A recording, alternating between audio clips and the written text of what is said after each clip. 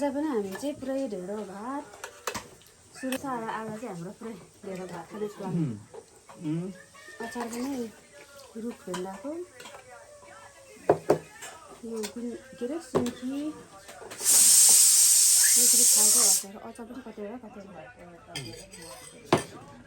ल हामी त्यसरी गर्छु न आउनु न। मलाई चाहिँ एकदम मिस गरिरहेको छु सुस्मितालाई चाहिँ मेरो नम दाजुलाई। ल हामी चाहिँ सुरु गरौँ है। ल छिटो आउनु खाइम है। अब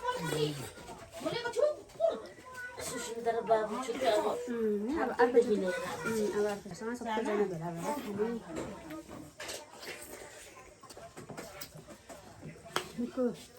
आज चाहिँ हाम्रो छुना साइली पनि आउनु भएको छ खानालाई।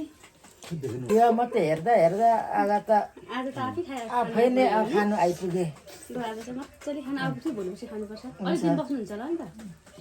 हाम्रो त जहिले चिसो खाने ठाउँ यहीँ हो। कति सजिलो छ अनि त जहिले भिडियोमा हेर्छु नि। खाइ ल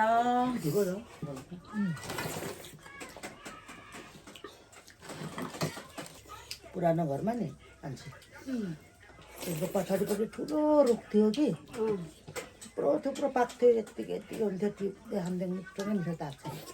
मलाई पनि मनपर्छ। अहिले मैले भिडियो बनाएँ भने तपाईँको भ्युज छ भने टप मेरै आउँछ। याद गरिराख्नु नि फेरि तर नगरेको मात्रै हो कि मैले तर भाडा नि 13 मात्रै हो। ठिकै छ केही छैन। अहिले म खाँदिनँ।